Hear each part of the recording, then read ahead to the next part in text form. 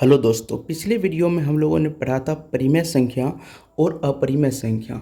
इस वीडियो में हम लोग पढ़ेंगे वास्तविक संख्या, रियल नंबर। तो रियल नंबर क्या डिफिनेशन है? परिमेय तथा अपरिमेय संख्याओं के समूह को वास्तविक संख्या कहते हैं। यानी कि परिमेय तथा अपरिमेय संख्या के समूह को हम लोग वास्तविक संख्या कहेंगे। यानी कि नंबर का एक ऐसा ग्रुप होना चाहिए जिसमें परिमेय संख्या भी होना चाहिए और अपरिमेय संख्या होना चाहिए। तो इस तरह के ग्रुप को हम लोग वास्तविक संख्या कहेंगे। यानी कि परिमेय तथा अपरिमेय संख्या को यदि हम लोग मिला देंगे तो उससे जो नया ग्रुप बनेगा उसे हम लोग वास्तविक संख्या कहेंगे। यानी कि वास्तविक संख्या में हमारा रेशनल नंबर भी आएगा और इरेशनल नंबर भी आएगा। रेशनल नंबर भी आएगा और इरेशनल नंबर दोनों आएगा वास्तविक संख्या में।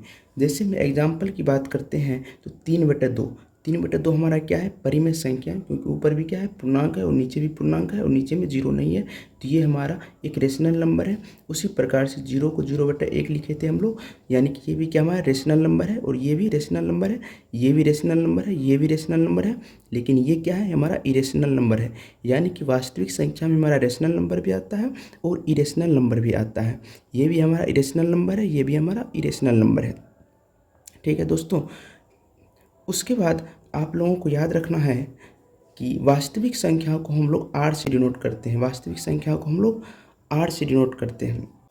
उसके बाद आप लोगों को याद रखना है कि यदि कोई यदि वास्तविक संख्या है और 0 से यदि उसमें हम भाग देंगे तो हमारा अनडिफाइन हो जाएगा। यानी कि कोई भी वास्तविक संख्या में यदि हम 0 से भाग देंगे तो वो अनडिफाइन होता है। क्यों होता है उसको हम लोग देखते हैं।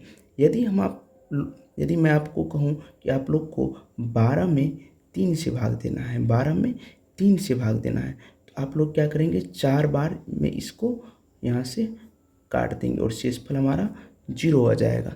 यदि हम ऐसा लिखते हैं कि 12/3 बराबर 4 होता है, तो इसका मतलब हम लोग कह रहे हैं कि 12 बराबर 3 गुना 4 होता है।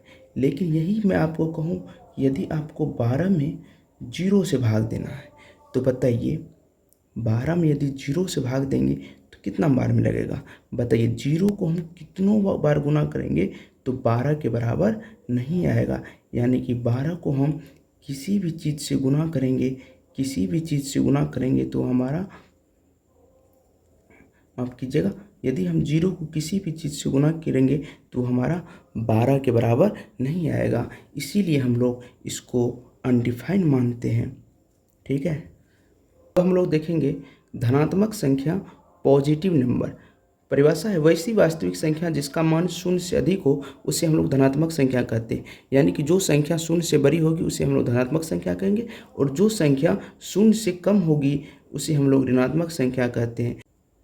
यानी कि यदि मैं यहाँ पर एक नंबर लाइन खींचूँ और यहाँ पर 0 रखूँ तो 0 के इधर जितनी भी संख्या आएगी वो ऋणात्मक होगी, नेगेटिव संख्या होगी, और इधर क्या आएगी? इधर हमारी सारी संख्या पॉजिटिव आएगी। ठीक है,